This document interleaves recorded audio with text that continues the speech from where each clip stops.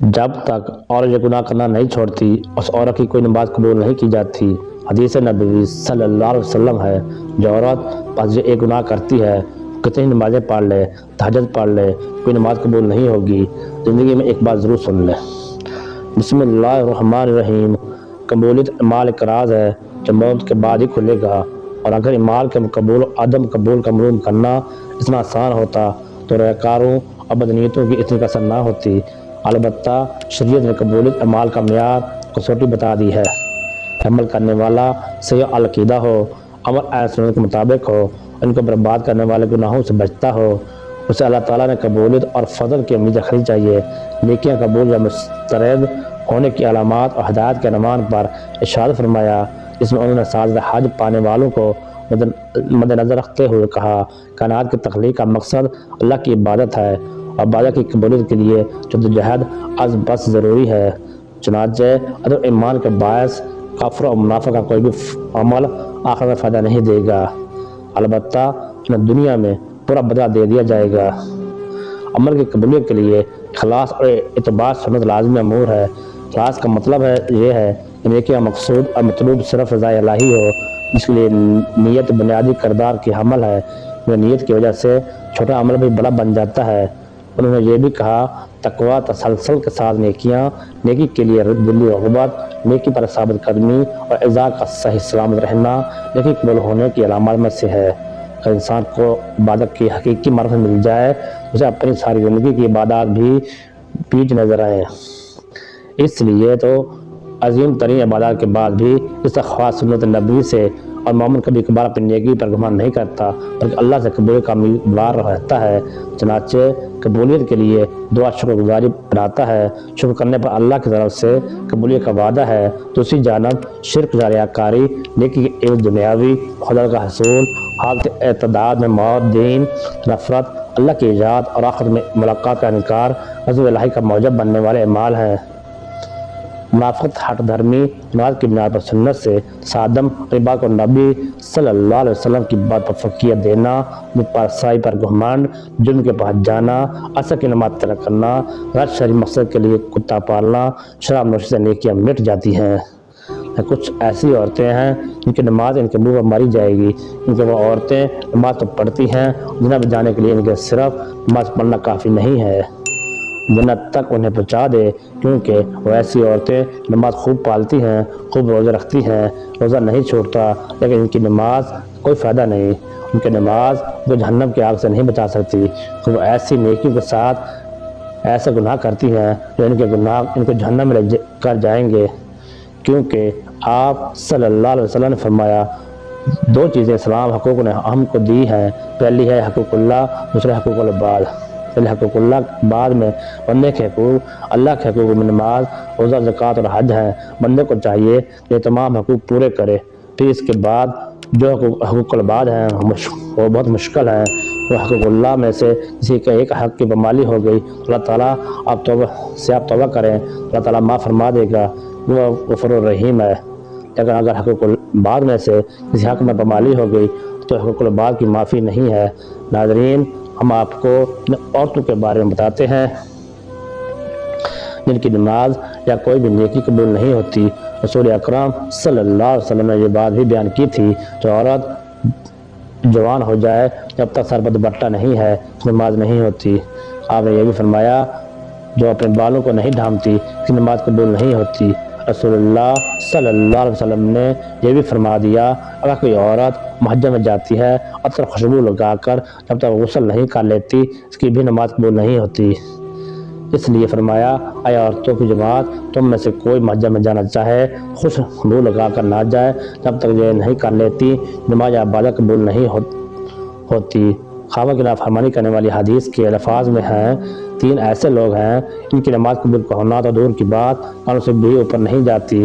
اللہ مالا کی اجازت کے بغیر دوڑ گیا، جا کر تہجد بھی پڑھے گا، لیکن اس کی کوئی بھی نماز یا عبادت قبول نہیں ہوگی۔ ایسی عورت اپنے خاوند کو ناراض کر کے آگ گزارتی ہے، اس کی بھی نماز قبول نہیں کی جاتی۔ ایسا انسان لوگ کو نماز تو پڑھاتا ہے، لیکن لوگ اس کی امامت پر خوش نہیں ہیں، پسند نہیں کرتے۔ سچ یہ ہے کہ کوئی شرعی سبب ہو، ویسے مزاج کی بات ہو نہ ہو، ایسا انسان اگر کسی سبب کی وجہ سے لوگ اسے پسند نہیں کرتے تو ایسا انسان کی نماز بھی قبول نہیں ہوتی۔ حضرت ابو عاد حریرہ سے روایت ہے، آپ صلی اللہ علیہ وسلم نے فرمایا 3 لوگوں کو نہ نماز قبول ہوتی ہے نہ کوئی نیکی اوپر چڑھتی ہے۔ نمبر 1 بھاگے غلام کی جب تک کہ مالک کے پاس نہ آ جائے کہ ہاتھ میں اپنا ہاتھ نہ دے دے۔ نمبر 2 ایسی عورت جس سے اس کا شوہر ناراض ہو۔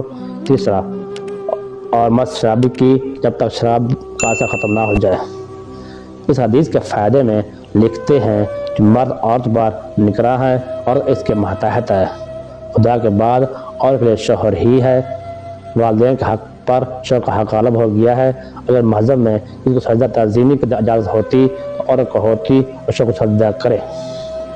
حدیث پاک صلی اللہ علیہ وسلم میں ہے عورت کے لیے اس کا شوہر جنت یا جہنم ہے، کیونکہ اس کا حق ادا کر کے جنت پا سکتی ہے۔ اس کا اتنا بڑا حق ہو بھلا اسے ناراض کیسے کیا جا سکتا ہے؟ پھر خدا نے جسے توفیق حیات بنایا ہے، ان کے بعد جس کا ساتھی اور بنایا ہو، دنیا میں جس کے بغیر گزارا نہیں، اسے کیسے ناراض رکھا جا سکتا ہے؟ اس لیے اگر شوہر ناراض ہو جائے اسے راضی کرنے کی کوشش کرنی چاہیے، کیونکہ اس کے بغیر دنیا آخرت میں نقصان ہے۔ عائشہ رضی اللہ تعالیٰ عنہا کی روایت ہے، نبی کریم صلی اللہ علیہ وسلم نے فرمایا بالغ عورت کی نماز سر ڈھانپنے بغیر قبول نہیں ہوتی۔ اس حدیث نماز کے دوران سر ڈھانپنے کا حکم ہے، اگر عورت نماز سر نہ ڈھانپے اس کی نماز نہیں ہوتی۔ عورت کو نماز میں ہاتھ پاؤں اور چہرے کے علاوہ باقی سارا بدن ڈھانکنا ضروری ہے، سینہ باز ضروری نہیں۔ ایسے باریک کپڑوں میں جن سے بدن جھلکے نماز نہیں ہوتی۔ جو کپڑے ایسے باریک ہوں ان کے اندر سے بدن نظر آئے اسے نماز نہیں ہوتی۔ نماز کے لیے دوپٹہ اوٹا استعمال کرنا چاہیے۔ چہرہ دونوں ہاتھوں گٹھوں تک اور دونوں پاؤں ٹخنوں تک، ان 3 اعضاء کے علاوہ نماز میں اور بدن ڈھکنا اور کے لیے نماز کی صحیح ہونے کی شرط ہے، اس کے بغیر نماز نہیں ہوگی۔ خواتین کا یہ کہنا ہے کہ بندوں سے پردہ نہیں، خدا سے کیا پردہ، وہ غلط ہے۔ اللہ تعالیٰ سے تو کپڑے پہننے کے باوجود اور یہ چھپ نہیں سکتا تو کیا پورے کپڑے اتار کر نماز پڑھنے کی اجازت دے دی جائے گی؟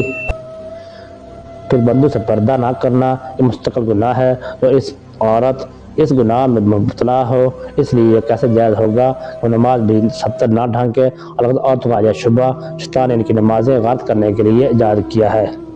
نماز کے دوران سر کھل جائے اور 3 بار سبحان اللہ کہنے کی مقدار تک کھلا رہے نماز ٹوٹ جائے گی۔ اگر سر کھلتے ہی فوراً ڈھک لیا جائے تو نماز ہوگی۔ نفل نماز تو بیٹھ کر پڑھنے کی اجازت ہے، تو بیٹھ کر پڑھنے کا آدھا ثواب ملے گا، لیکن فرض نماز بیٹھ کر نہیں ہوتی، کیونکہ قیام کا نماز کا رکن ہے، مردوں کے لیے بھی اور عورتوں کے لیے بھی۔ اصول یہ ہے کہ نماز کا رکن فوت ہو جائے تو نماز نہیں ہوتی۔ آج عورتیں فرض نماز بغیر معذوری کے بیٹھ کر پڑھتی ہیں، ان کی نماز نہیں ہوتی۔ ہاں، جسم کا صحیح طریقے سے ڈھانکنا بھی شرط ہے، پہنچوں تک ہاتھ کھلے ہوں تو مذاکرہ نہیں، سینے پر اوڑھنی ہونی چاہیے، سجدے میں دوپٹہ آ جائے تو بھی نماز ہو جاتی ہے۔ اور کو جمع ہو کر اسے نفل نماز دماغ کے ساتھ ادا کرنا بدترین بدعت ہے، متعدد غلطیوں کا مجموعہ ہے، جس کی وجہ سے سخت گنہگار ہے۔ ناظرین، ویڈیو اچھی لگی ہو تو ویڈیو کو لائک اور سبسکرائب کر دیں۔ اور نیل پالش آدھی آستین والی عورتوں کو تو انفرادی نماز بھی نہیں ہوتی۔ فجر کی نماز عورتوں کو اول وقت میں پڑھنا افضل ہے، دوسری نمازیں مسجد کی جماعت کے بعد پڑھنا افضل ہے۔ جمعہ جماعت دین کی نماز عورتوں کے ذمہ نہیں ہے۔ حضرت صلی اللہ علیہ وسلم کا بابرکت زمانہ جو شر فساد سے خالی تھا، ادھر عورتوں کو حضرت صلی اللہ علیہ وسلم سے احکام سیکھنے کی ضرورت تھی، اس سے عورتوں کو مساجد میں حاضری کی اجازت تھی، اور اس میں بھی یہ کیوں تھی کہ باپ پردہ جائیں، مل کر چلی جائیں، زیادہ نہ لگائیں۔ اس کے باوجود عورتوں کو ترغیب دی جانی سی کہ وہ اپنے گھروں میں ہی نماز پڑھے۔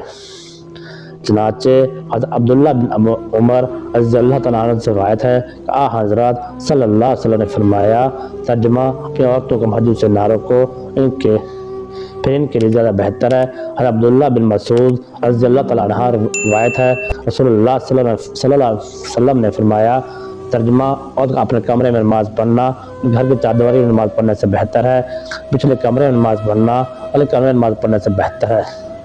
مسند احمد حضرت ام حمید سعدیہ رضی اللہ تعالیٰ عنہ سے مروی ہے، انہوں نے عرض کیا، یا رسول اللہ، میں آپ کے ساتھ نماز پڑھنا پسند کرتی ہوں۔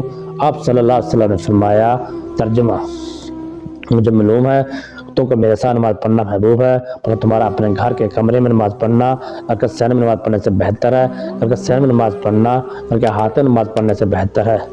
احاطے میں نماز پڑھنا محلے کے مسجد میں نماز پڑھنے سے بہتر ہے۔ ناظرین، ویڈیو اچھی لگی ہو تو ویڈیو کو لائک اور چینل کو سبسکرائب کر دیں۔ اپنے محلے کے مسجد میں نماز پڑھنا میری مسجد میں میرے ساتھ نماز پڑھنے سے بہتر ہے۔ راوی کہتے ہیں حضرت ام حمید رضی اللہ تعالیٰ یہ ارشاد سن کر گھر کے لوگوں کو حکم دیا کہ گھر کے سب سے دور اور ترین کونے میں یہ نماز کی جگہ بنا دی جائے۔ چنانچہ ان کی ہدایت کے مطابق جگہ بنا دی گئی اور جگہ نماز پڑھا کرتی تھی یہاں تک کہ اللہ تعالیٰ سے جا ملی۔ یہ تو حضرت صلی اللہ علیہ وسلم کے رسالت کی بات تھی، لیکن بعد میں جب عورتوں نے ان کی میں کوتاہی شروع کر دی جن کے ساتھ مساجد میں جانے کی اجازت دی گئی تو فقہائے امت کو جانے کو مکروہ قرار دے دیا۔ ام المومنین عائشہ صدیقہ رضی اللہ تعالیٰ عنہا کا ارشاد ہے، ترجمہ: عورتوں نے جو نئی روش اختیار کر لی، اگر رسول اللہ صلی اللہ علیہ وسلم اس کو دیکھ لیتے تو عورتوں کو مسجد سے روک دیتے، جس طرح بنو اسرائیل کی عورتوں کو روک دیا گیا تھا۔ حضرت ام المومنین رضی اللہ تعالیٰ عنہا کا یہ ارشاد کے زمانے کی عورتوں کے بارے میں ہے، اس سے اندازہ کیا جا سکتا ہے ہمارے زمانے کی عورتوں کا کیا حال ہوگا۔ حضرت صلی اللہ علیہ وسلم کے بعد اس کو شریعت کے بدلنے کا اختیار نہیں، لیکن جن کے شرائط کو محفوظ رکھتے ہوئے حضرت صلی اللہ علیہ وسلم نے عورتوں کو مساجد کی اجازت دی۔ جب عورتوں نے ان کیوں شرائط کو محفوظ نہیں رکھا تو اجازت بھی باقی نہیں رہے گی۔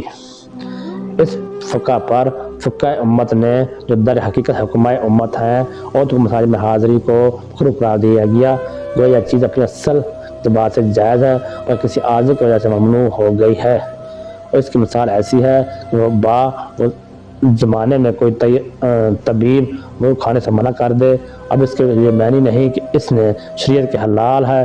ایک چیز جو جائز حلال ہے وہ خاص موسم اور ماحول کے لحاظ سے مضر صحت ہے، اس لیے اسے منع کیا جاتا ہے۔